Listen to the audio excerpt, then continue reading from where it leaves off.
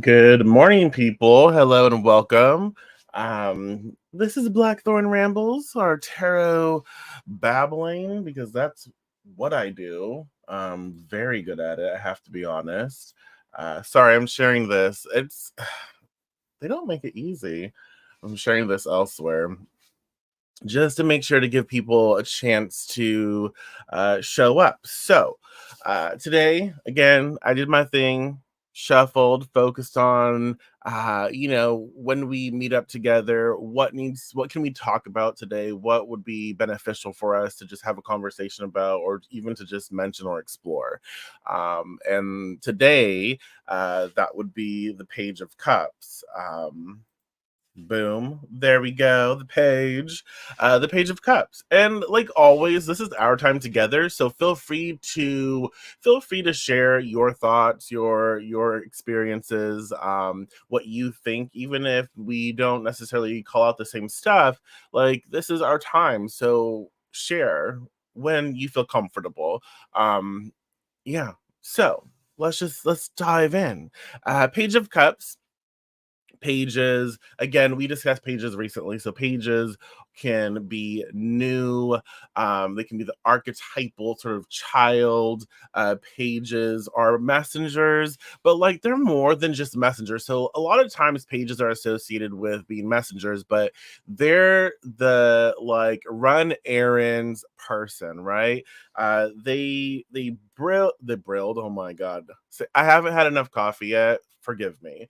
um they build bridges. When I think of the page, right, I think of like the brain wiring and different parts of the brain getting activated and different pathways of the brain, because and the page is like that spark that goes from one path to the next, or one initial starting point to the next destination, right? I think of that when I think of pages, because they're constantly sort of running from one space to another space, and bringing like all the tools that are necessary, or bringing whatever it is. And in this case, we have the Page of Cups, and cups is associated with the water element, right? And with water, we think of fluidity, we think of ebb and flow, we think of emotions. Well, hello, Dragon Dancer. Welcome. I am doing fantastic. How are you doing? I hope you are doing well. I'm doing wonderful. For not have Well, I am doing great. Absolutely, I'm doing great. But let me tell you, so I've been waking up early, doing my best to wake up early. I feel really good when I wake up early. But but the cat now thinks that she's supposed to wake up earlier than my early and like run all over me. So like now she's waking up about 30 minutes before I have my alarm set. And she's like running from outside of the room into the room, jumping on me, running to the window and running back down, jumping all over me so I'll wake up. And I'm like, girl, that's not cute. You got food, you got water. What do you want? She wants me to wake up.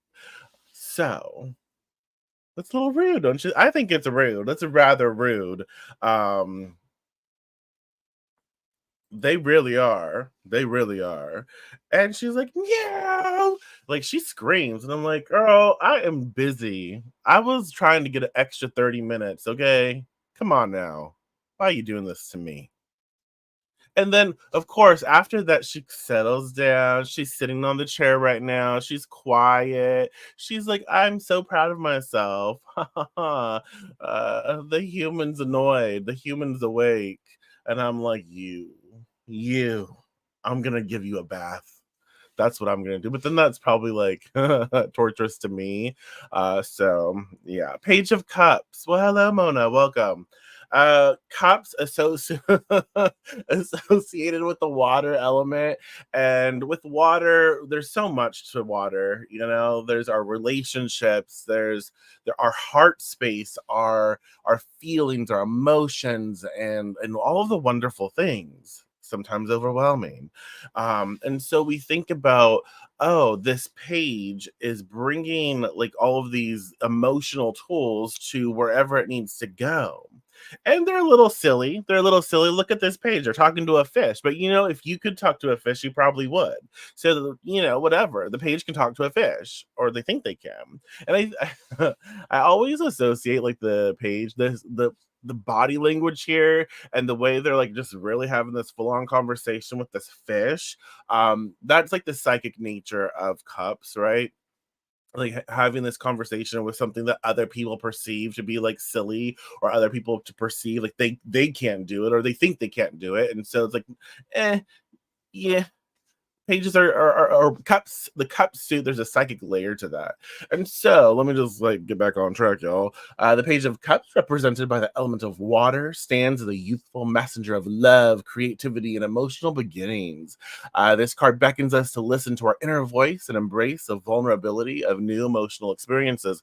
And that's another thing I think are very fascinating about pages that I've found, is the willingness, at least upright mostly, the willingness to be vulnerable in their element. So like with the cups, it's like, you know, I am willing to be vulnerable in my emotional capacity, right? I understand for growth and to better suit myself and to better um you know uh anyone can talk to fish. The fish is probably bored though. Yeah. The fish looks extremely air-like. Like they're very intellectual. And they're like really giving this full-on dissertation to the page here. The page is like, I need to know how to do my job. And the fish is like, let me tell you, friend. Let me tell you. That's what I think, anyways.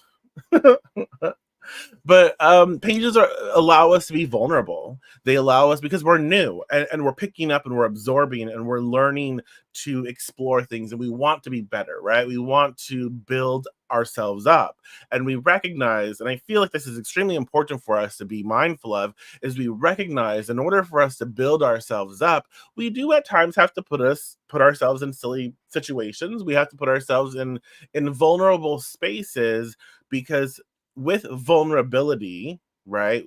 And the allowing of ourselves to be vulnerable in our emotions, in our relationships, and in our spirit, right? It produces a lot of growth. And so we build ourselves up that way. And that's kind of one of the things I really appreciate about the pages, is the willingness and the ability to be vulnerable, and not have all of that sort of extra layers of stress around what it means to do that. So it's kind of like, because again, they're new, right? So in a page, it's like, oh, they haven't yet experienced the fear of vulnerability. Does that make sense? And so they're like, okay, yeah, I'll be vulnerable about this. Let's be open. Let's communicate. So they haven't had that educated like life experience yet to get in their way. And that's a good thing. It can be a good thing. It can be a challenging thing, but it can also be it's a very amazing thing to be able to do. Um, and so if we explore more about the water element, we understand it as this life-giving force that connects deeply with our emotions and subconscious. It reflects the qualities of adaptability and depth, teaching us the importance of emotional flow in our personal growth and intuitive practices. And I like that about water. I like that about today. Um, Sorry.